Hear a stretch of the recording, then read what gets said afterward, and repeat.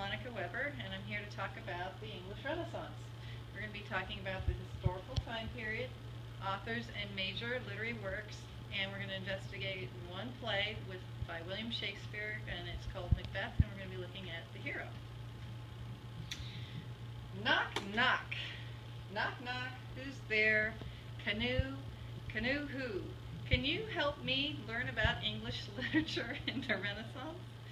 Did you know the first knock-knock joke was created by William Shakespeare, and he was an English Renaissance playwright, and he wrote it for Macbeth. Did you know also that phrases we use today were penned by William Shakespeare, also from the Renaissance period? A sorry sight by Macbeth, come what may by Macbeth, one fell swoop, and then in other plays we have fight fire with fire, so-so. So there's a lot of words and phrases by William Shakespeare, also from that time. So the thing about the English Renaissance time is word spread, and this is the historical information about the printing press. So after the Dark Ages, there was a sense of rebirth that came about with culture and literature, and part of it was the invention of the printing press by Gutenberg. And what it did is it dramatically changed the literacy rates as literature became more affordable and it could spread around. So, what are we looking at historically? We're looking at the time period of the 15th and 16th century from the early 17th century in England. And some believe that the really beginning of the English Renaissance is 1485 with the War of the Roses ended and the Tudor dynasty began.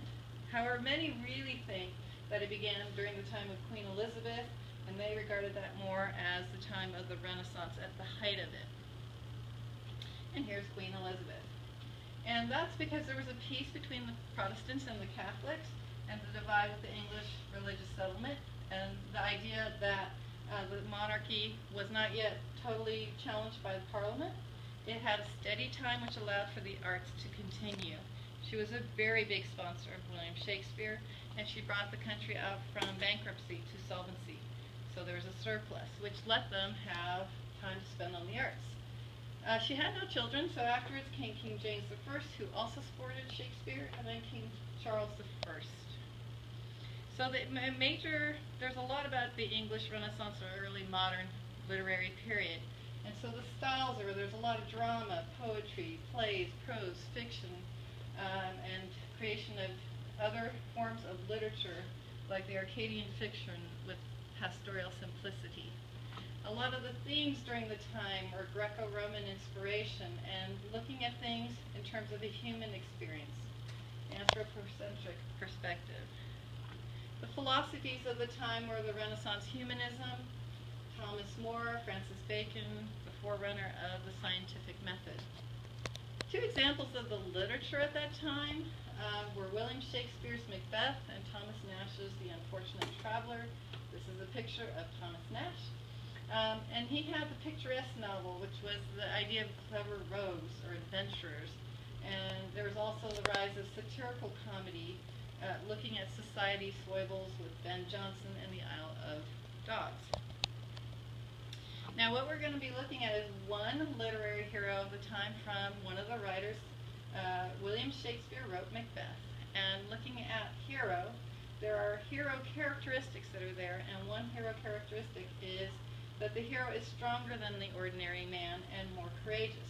And here we have Macbeth, and the quote is, "For brave Macbeth, well he deserved that name, disdaining fortune with his brandishing steel, which smoked with bloody execution." So it talks about his bravery. The other thing about a hero is he's ruthless to his enemy, and here we have MacDonald Wald, his enemy, the leader, he cut off his head. The quote was, "Which ne'er shook hands nor bade farewell to him, till he unseamed him from the nave to the chops, and fixed his head on the battlement." So it shows how tough and rough Macbeth was. Also, this also shows Macbeth was groomed to a war goddess, Bellona. And this talks about how the Greco-Roman influence is in all the plays, and so talking about him being married to her, talks about how strong he was. Till that Bellona's bridegroom, lapped in proof, confronted himself with comparisons, point against point, rebellious arm against arm, curbing his lavish spirit to conclude the victory fell on him. showing how strong he was again. So once again, the English Renaissance was rich with nuances of communication that showcased the time period and how it aspired to the past and explored literary evolution. We just covered the 15th and 16th and 17th century really quickly, the authors of major works, and a hero in the literature, Macbeth, authored by William Shakespeare. Hopefully that piqued your interest. If you have any questions, please follow that after this. Thank you.